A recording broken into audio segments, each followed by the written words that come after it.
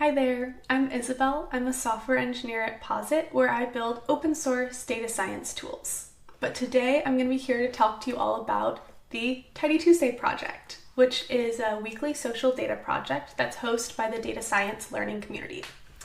This is a fantastic project. I have loved it for many years. It's actually how I got started in R and Python, being able to explore these different data sets. Every week, the data science learning community posts a new data set. This could be anything from squirrel sightings in New York City to chocolate bar ratings or even Taylor Swift lyrics. There's really a wide variety of data sets, and it's a great opportunity to see types of data that maybe you wouldn't in your daily life. It's also a great way to get involved with real-world data and a real-world data community. And this comes in because once you've analyzed your data, you've made some sort of app or dashboard or even just a really cool visualization you want to share with others, you can post it on social media with the hashtag TidyTuesday. If you go on your favorite social media and look this up, you will see probably many examples of this vibrant community of people sharing out just cool data things. It's really fun to see what other people have done with the same data that you saw. At Posit, we have loved the TidyTuesday project for a very long time, and it's such a great community. We wanted to find a way to get Python users involved, to really learn these critical data science skills and explore data in kind of a fun, community-centered way. So we've decided to host a challenge alongside the dataset that gets released for TidyTuesday. You can solve the TidyTuesday, of course, in R or Python, but every week we'll be sharing some sort of Python solution to the challenge we pose to people. I'll show you all an example, so let's get started. So I'm in the Positron IDE. We're going to be doing a little bit of data analysis for Central Park squirrel sightings. This is a TidyTuesday dataset that was released in 2023 on May 23rd. I think it's a lot of fun, and I think it'll be a good way to show everyone just kind of the beauty of the TidyTuesday world. So we're going to start by loading our data in using pandas. Later on, I'll also be using matplotlib and Seaborn, so I've imported those as well. I find the easiest way to load data is by using just the raw URL given by GitHub. So I'll get the raw URL, paste it in here, and do pandas read CSV to get a data frame. We can run this cell, and I'm going to look over at this variables pane and maybe just peek at the data here.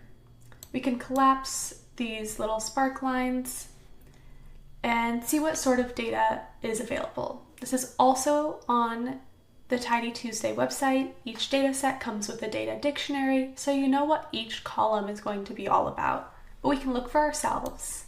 So we have X, Y, I think that's the latitude and longitude of each squirrel, a unique squirrel ID, things like primary fur color, highlight fur color, some notes, see if they've been running, chasing, climbing, eating, foraging, and maybe what sounds they're making, if their tail is twitching.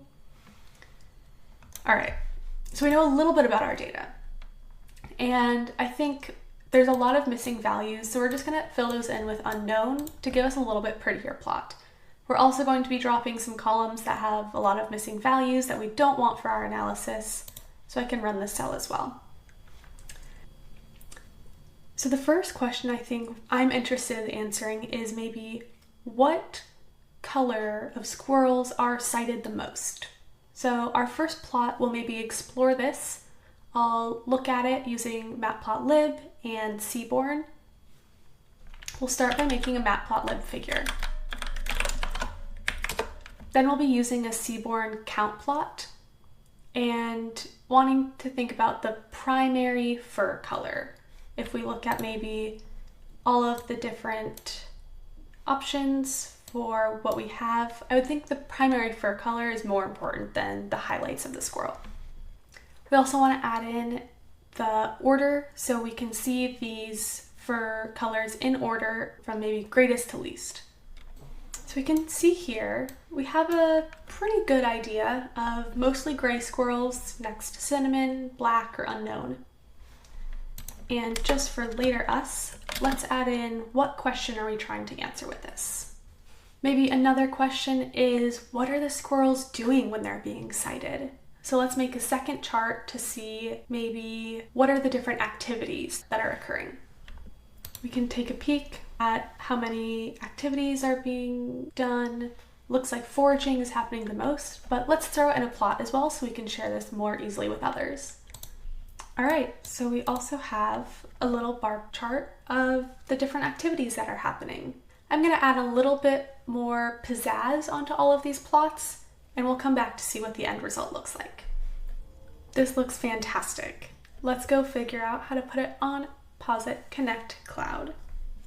So now that I have my Quarto Markdown file created, I pushed it up to GitHub so everyone far and wide can see it. My source code is available for others. And this looks great. You know, I have all of my Python code, we can see all of my plots, but the one thing is that it's not rendered here. And if I want someone to not see the source code, but maybe the beautiful plots that I've generated, what I really want is this HTML file or this HTML rendered output somewhere available that doesn't quite look like this. I want to see that beautiful web page that Quarto creates. So we're going to use Posit's Connect Cloud to render this file and be able to share it far and wide with the TidyTuesday community.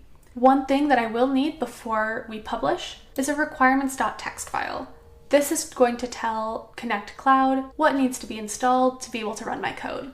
So we know that we've used matplotlib, pandas, seaborn, and then in order to run Quarto itself, we'll need Jupyter as well. All right, so let's go to Connect Cloud. So I was able to just sign in with my GitHub account.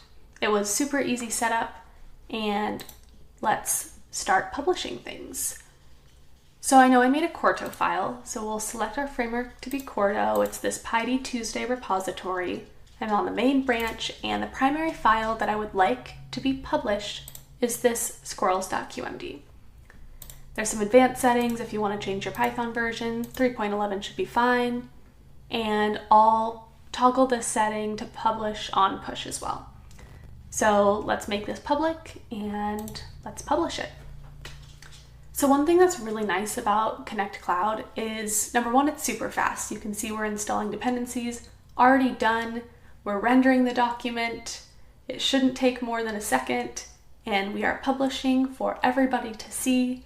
And this is all live, and there you go. That was exactly as long as it took to publish something from a GitHub repository to Posit's Connect Cloud. I'm able to share this with others. I can copy my link here, post it on LinkedIn or Blue Sky or wherever you're active, and really connect with other people in the TidyTuesday community. Maybe show your friends and family all you've learned about Central Park squirrel sightings or whatever other data sets are available through TidyTuesday. That has been a very quick example of what a TidyTuesday dataset looks like and how you might publish an example of your work on Posit Connect Cloud. We hope you enjoyed this little walkthrough and hope to see you online on the TidyTuesday hashtag. This has been a great community, and it is only because of people like you who really engage and share the joy of data with others. So thank you so much for watching, and we'll see you online.